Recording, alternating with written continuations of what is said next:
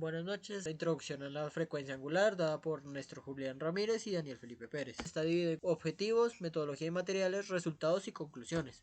Como objetivo general es evidenciar el comportamiento del circuito para la carga Z-LOAD. Como objetivos específicos, evidenciar el comportamiento de la fuente de entrada y el voltaje de salida de la carga Z y establecer parámetros RLC del circuito, donde los materiales, el banco DL1017 de Lorenzo, dos cargas resistivas, una carga inductiva, dos cargas capacitivas, dos multímetros, un osciloscopio y cables pomona pares, en este caso fueron 8. Para los medidores se utilizó el Flux 179. Para la metodología de la práctica se estableció que el voltaje de entrada era de 142 voltios, una resistencia de 163 ohmios, un inductor de 0.22, dos capacitores, uno de 1.5 microfaradios, otro de 15.3 microfaradios y una resistencia de 100 ohmios, donde la resistencia 2 y el capacitor es de la carga Z-LOAD. Para el circuito práctico de los medidores se estableció que los medidores de voltaje estarían en cada uno de los componentes y 3 medidores de corriente. Y para el circuito práctico se estableció que en el canal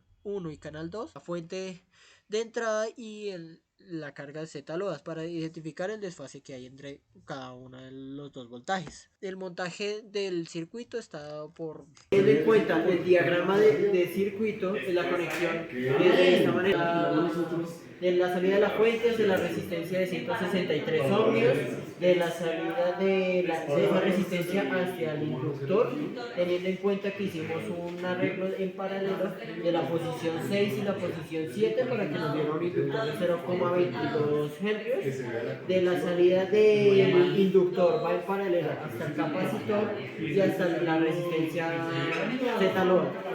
Teniendo en cuenta que el capacitor 1 es de 1.5 microfaradios y la resistencia LOAD, teniendo en cuenta que hicimos un arreglo en paralelo de la posición 7 y la posición 2 para que nos diera aproximadamente 100 ohmios de la salida de esa resistencia hacia el capacitor de Z-LOAD de 15.3 microfaradios y de este nodo hacia la entrada de la fuente. Teniendo en cuenta los parámetros establecidos para este laboratorio, la tensión y la corriente en la carga debe ser de 100 voltios y 500 miliamperios. Además, el desfase entre la fuente y la carga debe ser de menos 60 a 60 grados y la magnitud de la fuente debe ser entre 50 y 150 voltios. Para establecer los parámetros de RLC, por medio del banco de Lorenzo se establecieron 1.5 microfaradios. Al tener ese valor de capacitancia de 1.5 microfaradios, se puede hallar la reactancia capacitiva, la cual es de 1768 J ohmios. Teniendo en cuenta esa reactancia capacitiva, se puede hallar la corriente, la cual es de aproximadamente 500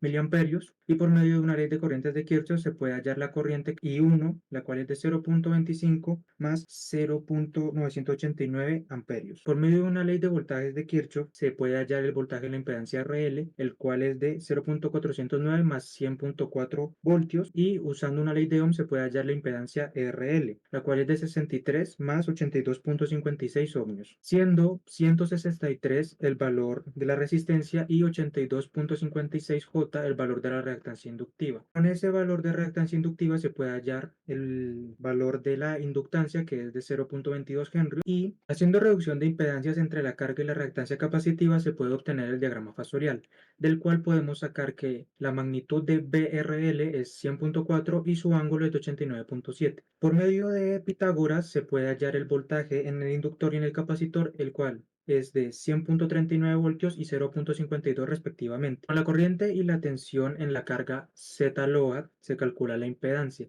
la cual es la parte real siendo la resistencia de 100 ohmios y la parte imaginaria siendo la reactancia capacitiva de 173 ohmios. Al pasarlo al dominio del tiempo podemos hallar la capacitancia siendo de 15.3 microfaradios. Aquí podemos ver las corrientes y el voltajes que se midieron en la práctica. Aquí podemos observar el comportamiento sinusoidal del circuito, donde el canal 1 es el voltaje en la fuente y el canal 2 es el voltaje en la carga. Ahí podemos ver las diferentes medidas como la frecuencia a la que oscila, el valor RMS del canal 1, el canal 2, el periodo. Acá podemos observar el delta de tiempo que hay entre las dos fuentes y con eso se puede hallar el ángulo de desfase, siendo este ángulo de 60 grados. Para las conclusiones se identificaron dos, de que el voltaje de carga está adelantada a 60 grados a la fuente y un error establecidos por las cargas que suelen diferir por los establecidos por el fabricante.